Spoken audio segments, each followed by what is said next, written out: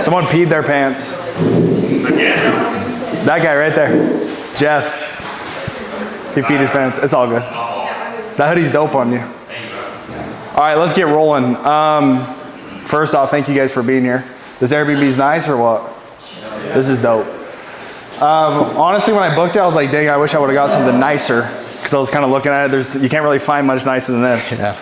And so I'm stoked on this, but Airbnb's dope. We got a lot of gear for everybody. I mean, it's just pretty randomized. We got polos, so that you guys are, when you guys get to area on Sunday, you guys have polos to wear. We got hoodies, we got some slides. And then behind the scenes, I'm working on creating some like custom War Room gear. We're doing 2 hoodies. One is like black with the purple pinkish logos. And I promise you when it comes to gear, like I was probably made to be a fashion designer. I mean, just look at me, but no, I'm just kidding. But we're gonna make some dope gear. I got hoodies coming. I got custom War Room Uggs. I feel like ever since I started my Instagram, my motto is like, this guy just wears Uggs on the doors. And that's just because I like to be comfy. It was no other reason other than that. They're easy to slip off. Like, you want my shoes on or off? You guys know who says that? Nor's a G. But we got some dope gear. I mean, yeah, but I'm grateful that you guys are here. I'm gonna give a quick introductory for those of you guys that don't know me, kind of my background in the industry. I'm gonna tell you our plan and vision with the War Room, and I hope that it excites you guys and lights a fire because, I mean, between both of us, we have, I mean, he runs our Instagram so he can confirm it. We have 1,000+ DMs of people that are just like, let me come work with you guys. Let's make it happen. And I'm not saying you guys should feel so special to be here because it's not like we went through all 1,000 and it's like, oh, we're gonna pick this guy. It wasn't like that. But what I will say is we have an opportunity right now where we could go get 500 to 1,000 reps. And we want to be able to do that. The only reason we didn't do that is because experience matters. And so if we just bring in 100 people right now, and it's like, all you guys are here as well, like you guys are probably just getting 1/4 of the effort that we could give just to you guys, develop you guys into leaders, help you guys move forward, if that makes sense. And so what is the goal of creating War Room? First off, I'll tell you guys a little bit about my backstory. I'm gonna do a way shorter training than Dayton. Dayton likes to talk and people like to hear from him, so we'll just let him roll. But I'm just gonna give you guys a backstory. So I started selling when I was 16. Okay, anyone else start selling when they were 16? 15, homie. 15? Anybody else start that young or no? I feel like you've been selling for a while. So I started selling when I was 16 years old. The story behind that, I got expelled from school.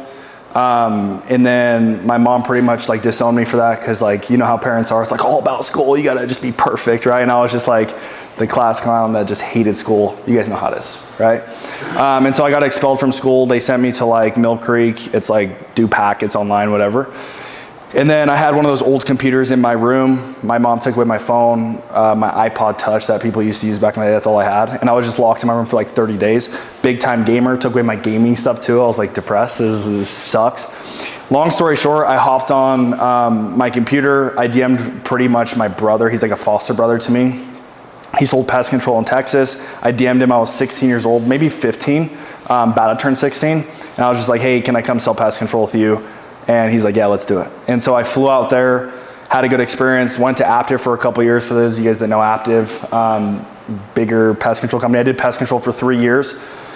My first 4 years of the industry, I was the rep that couldn't control his emotions, couldn't work hard when he didn't feel like it, always had a crazy belief. I feel like earlier in my stage, I was like crazy arrogant, where I just thought I was the man, but like I wasn't. The results never reflected it. And now I feel like I've kind of grown into that, which I'm like grateful for, where I don't have to like, yeah, look at me, I'm making all this money, when in reality I'm not. Right? I remember after my first summer, I bought a fake Rolex. This is it, actually, just kidding.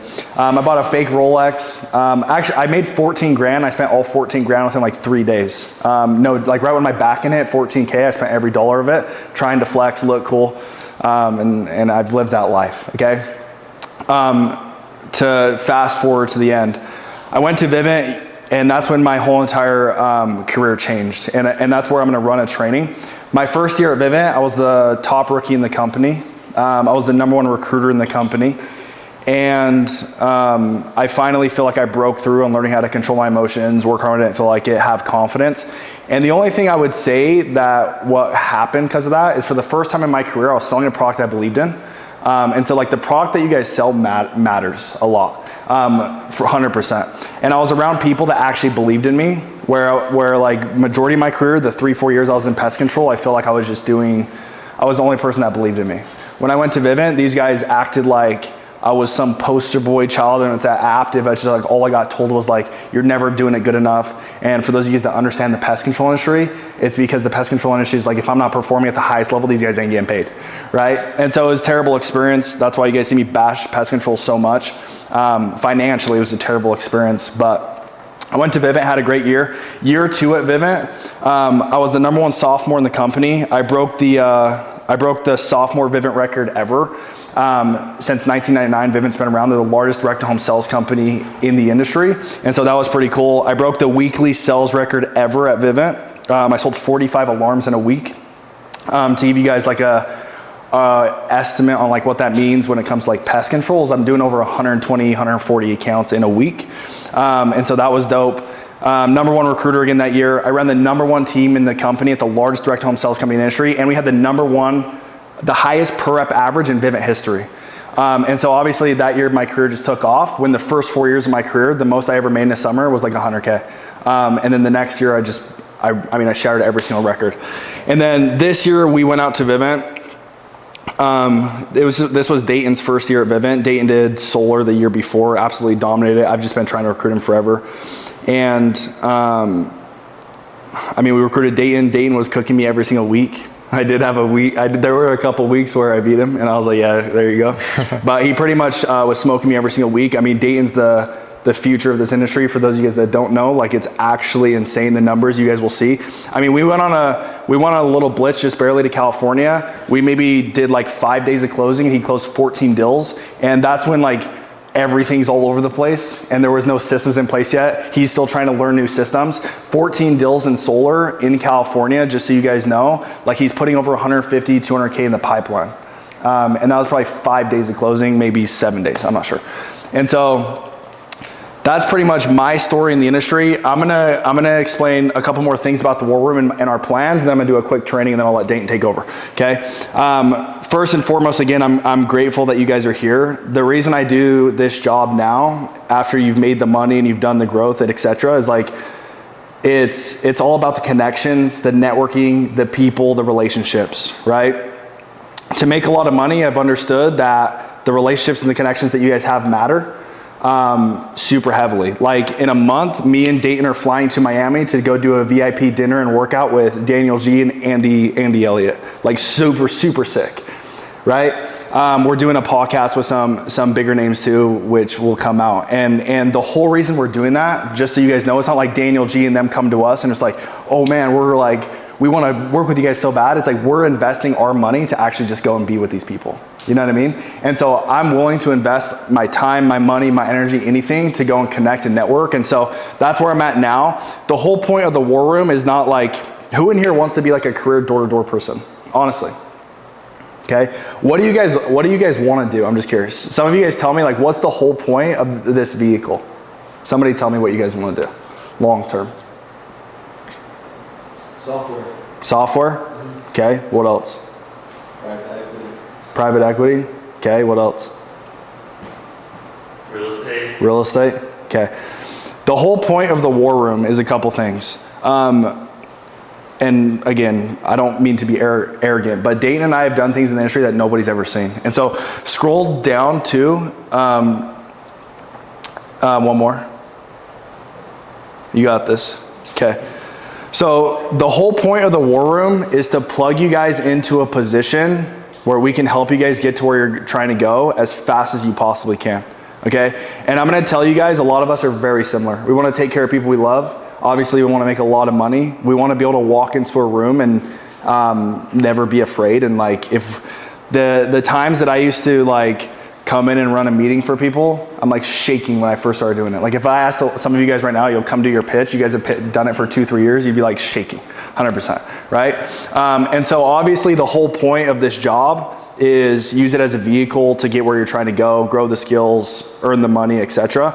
But a couple things is speed matters. And what I mean by that is nobody wants to be in the industry for 5 years. And so, and I'm not saying that you shouldn't, or I hate on people that do, but if you can be around a group that just thinks so much bigger than you, that's why when I came to Vivint, I just dominated. Coming into solar, it's like, dude, we used to sell 10 accounts a day. And so coming into solar, it's like people think that like selling 2 accounts in a week is absolutely insane. And I think that speed matters and the people that you're with matter. Your brand matters. And so my whole entire goal is to put you guys in a position where you have all the same gifts that I was able to receive in this industry. And that's the opportunity to be around people that are just building their brand. The opportunity to be around people that just do things at the highest level and bring you into connections. Like Dayton and I's tax guy is Manny Pacquiao's tax guy. Like the connections that we have and like the way that these guys think is just so much bigger. And my whole entire goal for the War Room is, yeah, I want to go take you guys to sell solar, make a lot of money, 100%. But more importantly, it's like, I want you guys to get the skills of building a personal brand. Why is that important, right? And so these are just a couple things. I mean, your brand matters. And so a couple pieces of advice here is like, start building your brand. The way that I started building my brand is I just started posting. Hey dude, this Airbnb's sick. I didn't buy it, but it looks pretty sick. And they're like, dang, that guy's probably up to something, right? And I've just been building my brand for years and years and years. Other things when it comes to your brand is, and this is the biggest thing that I would say about the War Room, is doing things the right way, okay? And what do I mean by that? The way that you sell, the way that you recruit, the way that you treat people, the way that you handle your relationships, like the biggest impact I want to make with people is doing things the right way. Because when I came into this industry, it is the most cutthroat industry on planet Earth. And maybe you guys have experienced, maybe you guys haven't, okay?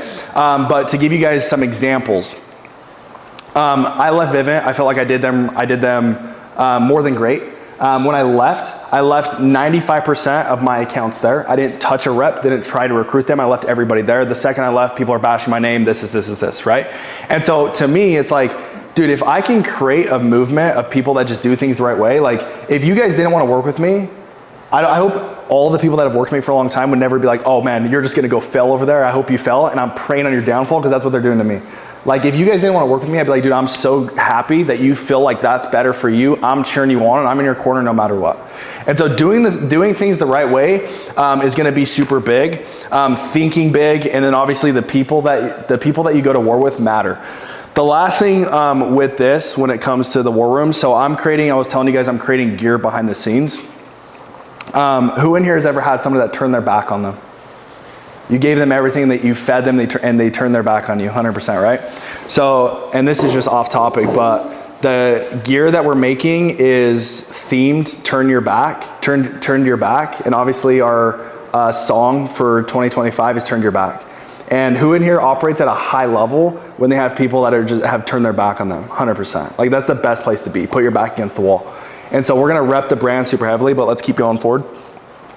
Okay, number one deciding factor of your guys' success. The biggest problem that I see in this industry, and first off, the biggest problem I see in this industry is everybody's getting the training, but like if I asked you guys right now, what's the number one sales advice that you would give to somebody? You wouldn't even know if it was super valuable or not. And that's just being honest, right? And so many of these people train and coach people and say, like, you gotta work hard, you gotta control your emotions, you gotta have a strong mind, you gotta do this. It's like, what is the number one thing that I could just focus on right now to just go and dominate? Like, and that's why I think that our group has had success that the industry has never seen, is because the way that we train is like, hey, what's the number one thing that I need to do right now? A lot of you guys would give me different answers. Work hard, okay? Who in here has worked hard and didn't see the results? Okay, other things, be disciplined. I've done that, didn't see the results. Have a sharp mind, be confident. All right, how do I be confident? Like, what am I supposed to do, right? And so if you guys were to guess the number one deciding factor of your success, what would your guys' advice to me be? And I'll tell you guys what I think. Commitment. That's a big one. What else? Operate out of love. Operate out of love, 100%. What else? Good energy. Good energy, 100%. Okay, listen. If you're fully committed, are you gonna have a lot of success? Yeah. What happens in the times when it's hard to be committed? It's pretty hard to have success, right? When it's like your mind is screaming at you like, oh man, it's just not worth it no more, or I've already made it, or I've done enough, etc. Operating out of love, if you operate out of love, does that help you out in life? 100%, right? What about the times when people just stab us? Is it easy to operate out of love? No. And so the number one deciding factor of your guys' success, okay? And you guys can write this down, because if you would just focus on this one thing, everything will change. I promise you, okay?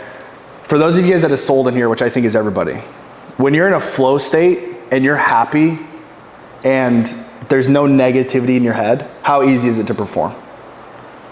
Okay? What about when you're in your head and you're overthinking and you're insecure and etc.? How easy does it perform? It's very cliche, right? The number one deciding factor of your success is to remove the voice in your head that keeps telling you, I'm not good enough, I'm scared, I'm afraid, etc. Okay? Who in here before has thought they want to do a personal brand? Social media, honestly. Okay? Who in here has been scared to post? Okay? What if that voice wasn't there? Okay? Who in here has knocked a door and the second the dog starts barking and they have a sign about their baby, they're like, fuck. And they're like, fuck, I just woke up the baby, you hear the baby start crying, now you're stressed out, like, man, this person's gonna come out pissed. Everybody's dealt with something like that, right? What if that voice was never there? What if instead of that voice was like, this baby's crying, I'm not saying change your perspective, right? But this baby's crying, but I'm literally the biggest G on the planet Earth, and I'm about to sell this lady and keep her baby happy and make her happy and change her life with the product that I'm about to sell her, okay? And so the number one deciding factor of your guys' success is to remove the voice in your head that holds you back, okay? Who in here has ever been in a flow state where that voice is just non-existent? We've been there, right? When we're in a flow state, everything's coming out perfectly. Like, I don't know, to give an example, let's say relationships, whether it's your parents or it's your friends or it's a boyfriend or girlfriend, okay? You've been in relationships at times where it's like your girl's just being absolutely obnoxious and you literally aren't thinking of it. You're just like, I just love this girl so much. I'm here for her. I'm gonna take care of her. She's probably going through something and I'm just gonna be the light for her. And then other times you have the other voice in your head that's like, man, who does she think she is? Does she know who I am? Why does she act like that? She needs to control herself. She's just draining me so much, okay? Does that help or hurt your relationship? Obviously hurt. And so what if that voice just wasn't there? And so to give you guys the answers of how to remove this negative voice inside of your head, first and foremost, if you saw the other side of when that voice is non-existent, a lot of you guys just think that's just how I am. That voice will always be there. It's just normal. If you guys saw the other side, okay, of that voice just not being there, you would never look back. Your whole entire life commitment should be, I just want to feel good inside. Whole entire life commitment. Because if you feel good inside, you operate in your relationships, you operate on the doors, you dominate. Like, there's like, a lot of people are like, work hard. Okay, but what about when I'm on the doors and I don't feel like working hard? And my mind is screaming like, I'm tired and I'm insecure and everybody's shut me off and I'm scared now and I don't want to deal with more rejection, okay? It's like, oh, no, I'm confident, I'm tough. No. Just remove that voice. If that voice just wasn't there, you wouldn't have to fight it. And a lot of you guys think that your mindset needs to be, I need to talk myself out of this problem. No, the mindset needs to be, how do I remove that voice? Because if that voice wasn't there, just so you guys know, the other side of that is a natural confidence, focus, clarity, grateful to be alive, loving mindset. Just so you guys know, okay? And so, long story short with that, the way to remove that voice is to stop feeding it. And so let me give you an example, okay? Very cliche. I get it, I know. But you guys understood, that's why I had to sell that story. If you just felt good all the time, you would dominate. When you don't feel good, you obviously suck. You can't give that shit away for free. And so commit your whole entire life to feeling good inside. How do you do that? You remove the voice. How do you do that? You stop feeding it. So I'm gonna give you guys an example, okay?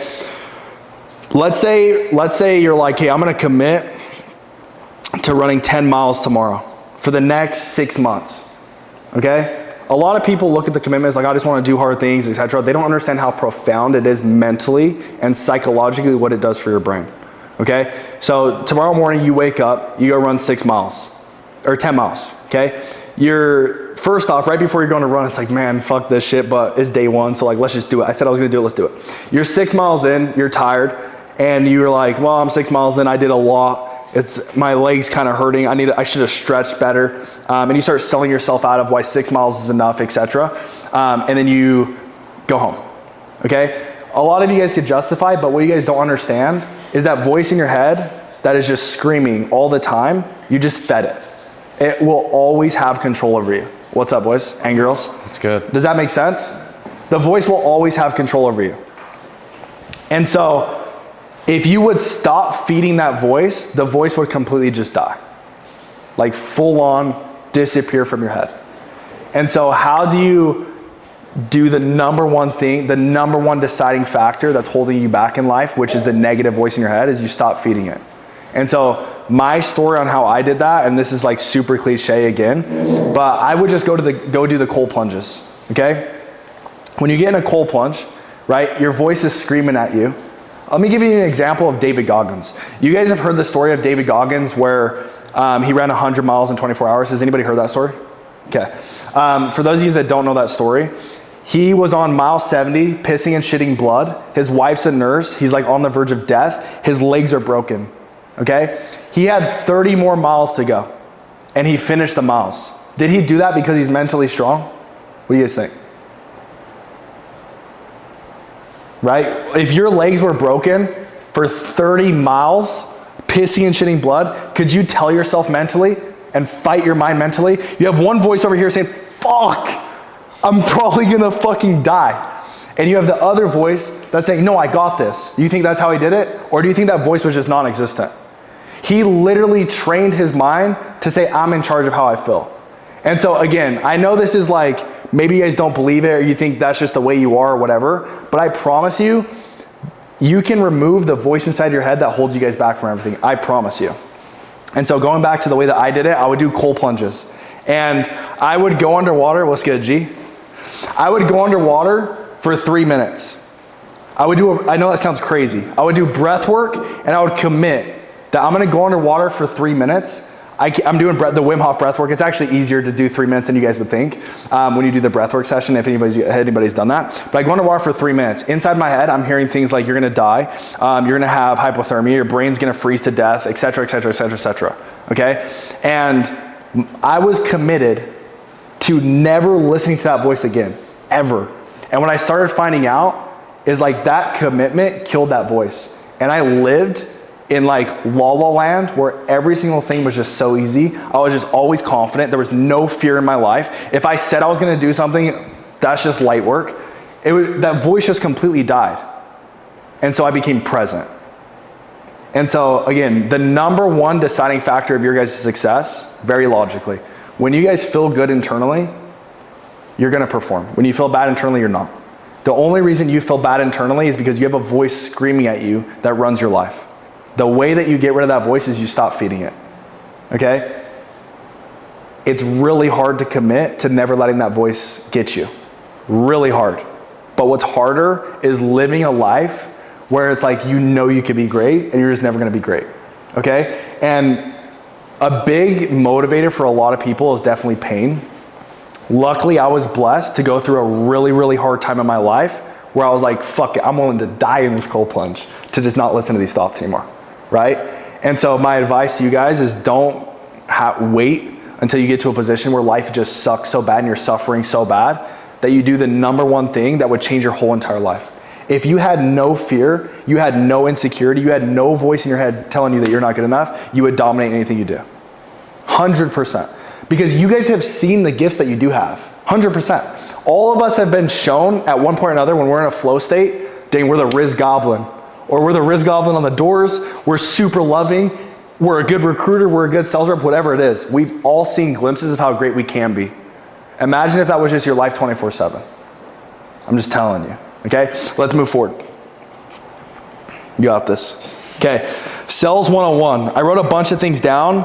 Again, this is where I was saying that the biggest problem I see in this industry is every single person that trains, the way that they train is like nonverbal, paraverbal communication. And it's like, all right, well, let me go try and do that. And then I go out and do it, and it works one day, and then the next day it doesn't work, and I'm like, now I'm in my head, okay? The biggest problem with you guys succeeding is that you guys get in your head. So imagine, how do you take that away? Is you have systems within sales that works at the highest level. So when I knock on a door, I get in my head sometimes 100%. But I have systems that produce results no matter what. I'm focused on these main things, okay? And like, to give you an example of just to expose like one thing in the industry that people teach is a lot of people will teach like icebreakers, right? Anybody ever been taught that? An icebreaker? Give me an icebreaker. I like your shoes. All right, so knock on my door. Someone knock it, you got it? What's good, man? Yo, I like your shoes, bro. Yeah, what do you need? Solar. Okay. Okay. When it comes to icebreakers, let me just give you guys some advice. And this is just me trying to expose that everything you guys have been taught is wrong. What's the point of an icebreaker? Get them to like you, lower the guard. What was it? Make them comfortable, 100%. Buy you more time.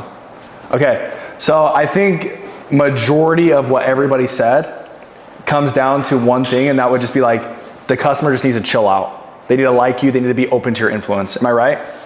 Okay. Let's say I go to the mall, or let's say I go to the gym right now, and I see a girl, she's cute, and I wanna go talk to her. The first thing that I do is I walk up to her, okay? I'm in a bad mood, I'm pissed off. I just got 10 doors slammed in a row. I can't even smile, and if I can, it's all fake. And then I just go up to this girl, I'm like, dang, you got a nice butt. Like, it's probably just not gonna work out super well.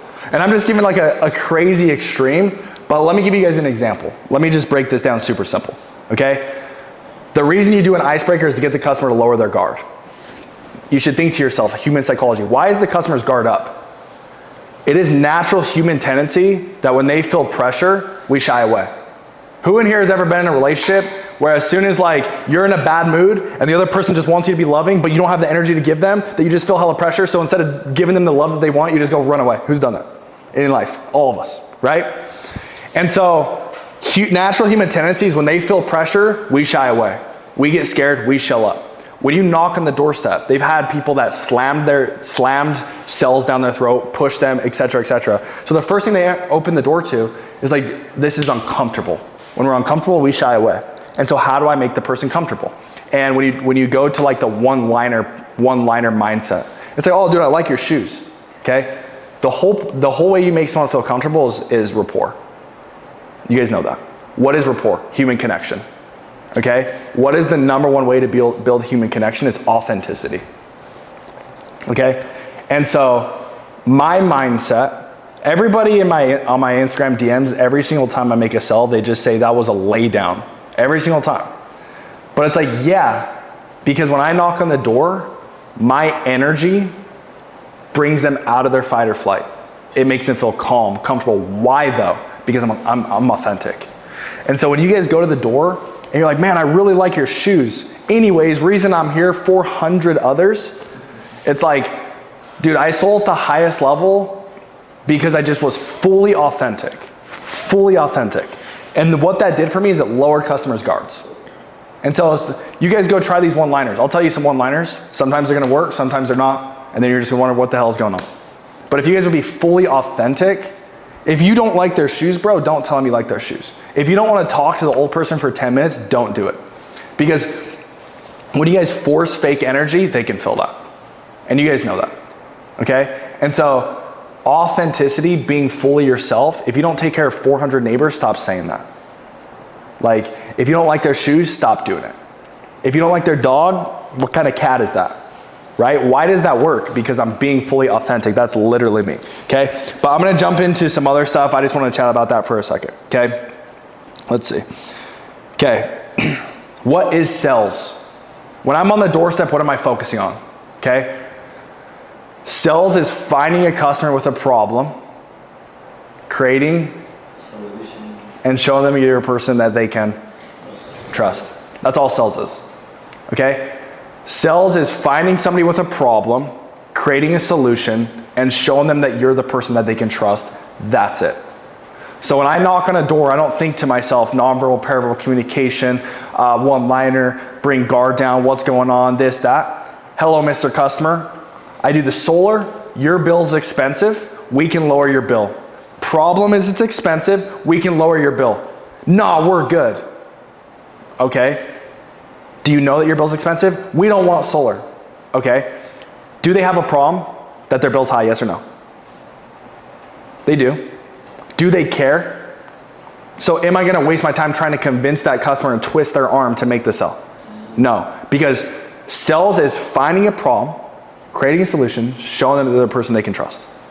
Okay, so you need to, all your focus should be is I'm gonna become a master problem solver. How do you become a master problem solver? Is you listen to the customer, you find the problem. Okay, and you stop wasting your time with people that don't have a problem. I will never try to convince a customer to trust me. I will never, if I knock on a door and customer goes, my bill's $500 a month. For those of you guys that don't know solar, every single person here will be like, what do I gotta do to get you to sit down with me? Okay? If someone knocks on the door and they're like, yeah, my bill's $500 a month, and I'm like, oh, dope, we can for sure help you guys out. They're like, nah, we're not interested in solar. I'm like, no, we can really help you guys out, like 100%. It's like, yeah, but we don't want solar. Okay? They might have a problem, but they don't care about the problem. That's not my customer. Okay? And so sales is, again, finding a problem, creating a solution, showing them that you're the person they can trust. So your whole entire focus should be, I need to become a master problem solver. Okay? A master at finding the problem, a master at creating the solution, and learning how to build trust. Who in here knows how to build trust at a high level? What advice would you guys give? Transfer of energy. Transfer of energy, what else? You guys, don't be scared for me to tell you you're wrong. Know your product. Yeah, know your product 100%. Okay? I'll say getting them to talk more about themselves. Okay? So everything I've ever been taught in this industry about trust is tell them you're taking care of neighbors, get them to know that you're credible, show them reviews, et cetera, et cetera, et cetera. Right? What I tell them and what I show them means nothing. Okay? If you've been in a relationship, whether it's your mom, your dad, a friend, whatever, someone can say to you, bro, I'm not lying to you. Swear on jaw, bro, I ain't lying to you. Right? They might be saying that, but like you can tell that they're lying to you. So obviously, words have nothing to do with building trust. Trust is a knowing internally, and we're gifted as human beings to know, because we were gifted with the gift of discernment to know, can we trust this person, can we not? Does that make sense? So the way that you build trust at the highest level, okay, is two things. Are you telling the truth?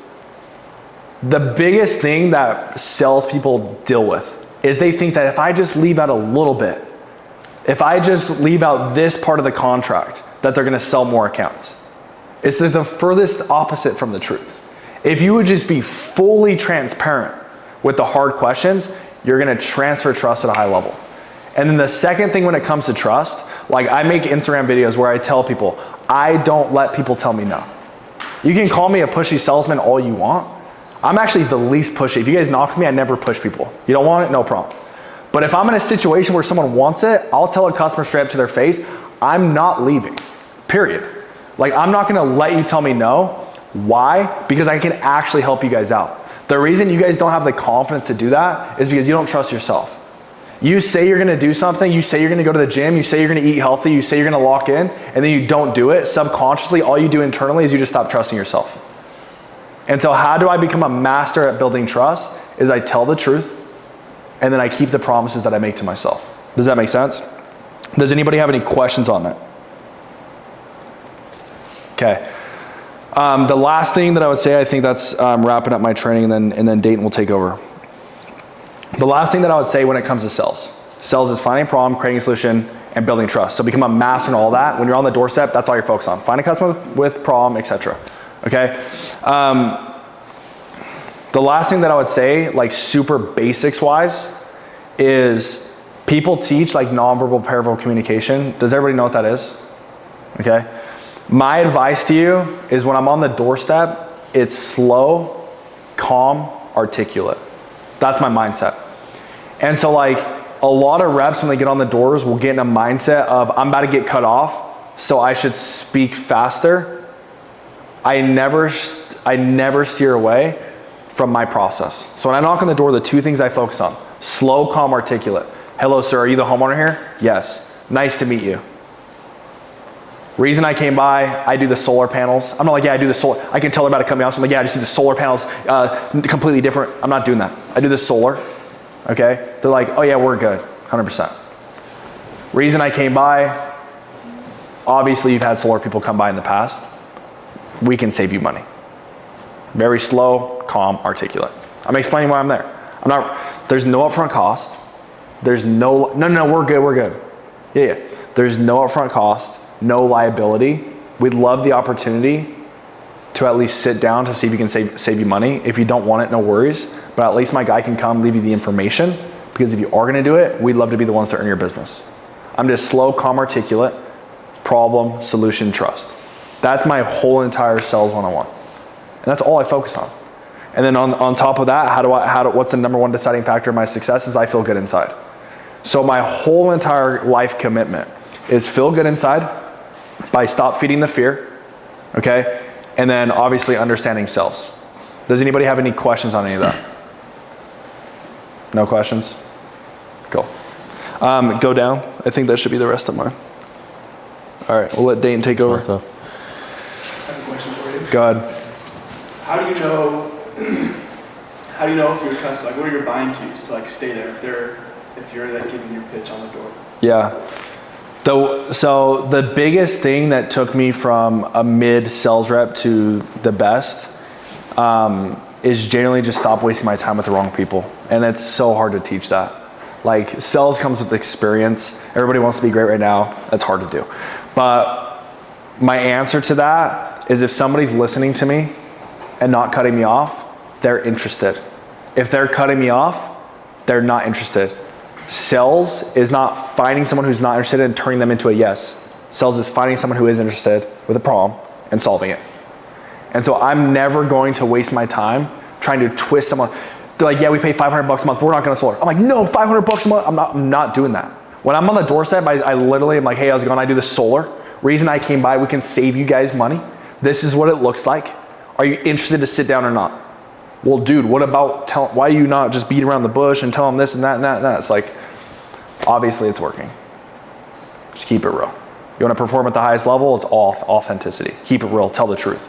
No, this is completely different than solar, doesn't work. Okay, but we'll let Dayton take over. Shout out Jake.